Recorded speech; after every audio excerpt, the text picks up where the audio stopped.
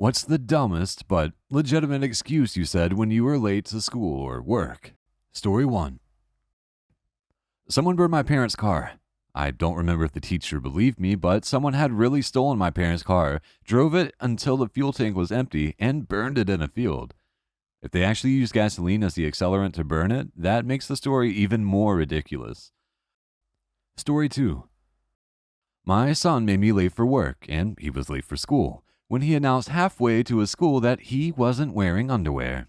He was 6 and had decided that he only needed pants after insisting he was a big boy who didn't need help getting ready in any way.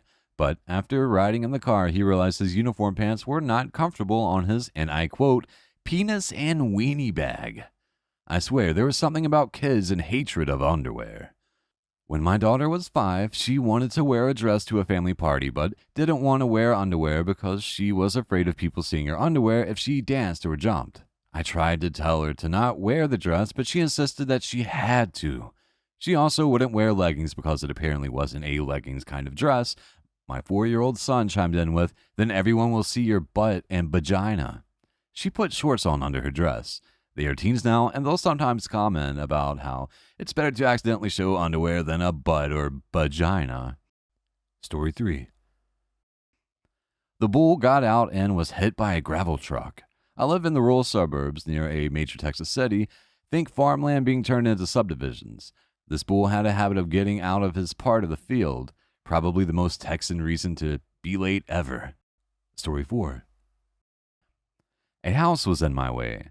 Was behind a truck moving a modular home that had some sort of issue and was stopped. Obviously, if a car breaks down in front of you, you can usually just drive around it, but this took up pretty much the whole road. A cop had to direct traffic around it. Was only 15 minutes late, so it wasn't all that inconvenient, but definitely the strangest excuse I've had. Luckily, it happened after the invention of camera phones, though shitty flip ones, so I had proof. Story 5.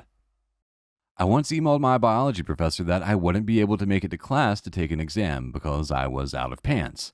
As a freshman, I jammed all of my laundry into our dorm's washer. I was walking around in athletic shorts while I was in there.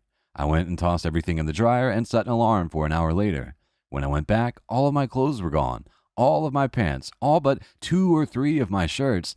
All I had was what I was wearing. It was winter in Wisconsin, and I wasn't going to risk getting some kind of frostbite to take a test. I emailed my professor that all my clothes were stolen and I wouldn't be able to make it to class. My sister ended up giving me a ride to the nearest department store and helped me buy some new pants, but it was a rough day or two. Story 6. My printer caught fire. Final paper due at exactly 11 a.m. I submitted it electronically before the deadline and showed up at 11:15 rather out of breath and was told it was too late. Professor said I'd get a 0. I showed her the burnt paper and a picture of my burn-up printer sitting on the sidewalk I took with my phone. Got an exception and was allowed to submit. Must have been a Sabre printer. Sorry, Professor, I was recording my mixtape while submitting this paper. Story 7. In high school, I once had a big report due by the end of the day. I actually stayed home that day to complete it, and I didn't finish it until nearly 11 p.m. that evening, past the deadline. I got a janitor to let me into the school and then to open the classroom door. I put it on the teacher's desk. The next day, I told him I delivered it to him just before midnight, which should count as before the end of the day since he didn't say end of the school day. He sighed and told me, fine. He didn't consider it late. Story 8. My dad once threw some monkey bread outside. It was winter. It froze solid overnight. I tripped and rolled my ankle on the way out of the door because a fucking squirrel or something had picked it up and booby-trapped our porch. Because a fucking squirrel or something had picked it up and booby-trapped our porch. Story 9. There was several geese around my motorbike and refusing to let me on it. I ring my boss and they didn't believe it until I came in with photos of hell's geese hissing at me because it was their bike now. I hate geese. They scare me. Geese are the worst. We have a lake near my work and they just do whatever they want. Someone couldn't leave one day, just like you almost, because there was a goose above their driver's side door and wouldn't get off.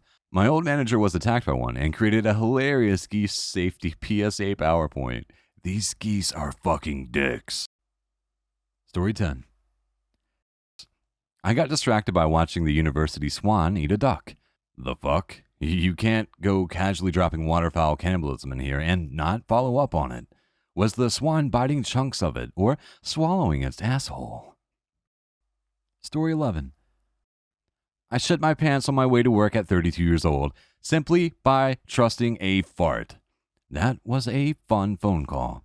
People are much more descriptive than they need to be when calling in sick. I've gotten messages like, I had diarrhea all night long and then proceeded to vomit until I vomited blood. And it's like, dude, I'm sick. I expect it will clear up within X time. In your case, I would have called in and said it was a family emergency or something.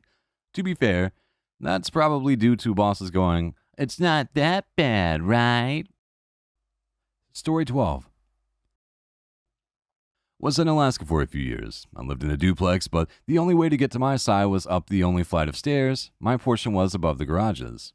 Had a moose hanging out at the bottom of the stairs, just sitting there. Had to be late for work because there was no way I was about to go down there. Called boss. Boss understood. Showed up about 2 hours later and everything was fine. Story 13. Me.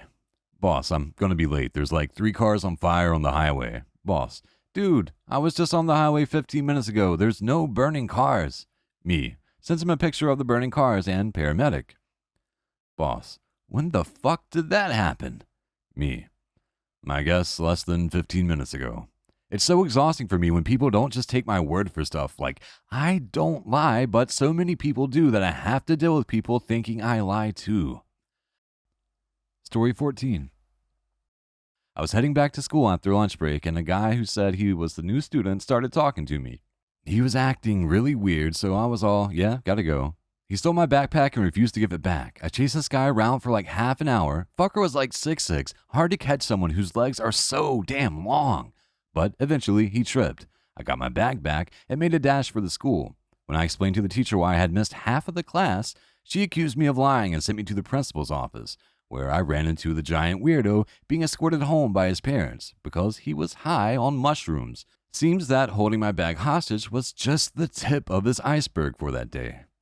The next day, he apologized for taking my stuff while he was high, and we were friends all through high school. Story 15. Right before I had to leave for work, my cat fell in the toilet. My husband thinks I'm crazy because I insist on keeping the toilet seat closed at all times so the cat won't fall in. Thank you, kind stranger, for proving me right. Totally get what you mean. At first they think it's all interesting, but the moment they're in, they want to exit at the speed of light. Then you're stuck with the potential mess. Story 16. Was waiting for the bus when someone, douche, in a passing car threw an egg at me. Got me straight in the temple. Had to go home and clean up. Was an hour late. People at work called me egghead that day. Story 17. I arrived at class around 30 minutes late, red-faced and out of breath. The reason why I was late was because I thought it was Saturday. Teacher started laughing at me and told me to sit down. When I sat down, someone kindly let me know that my jumper was on backwards.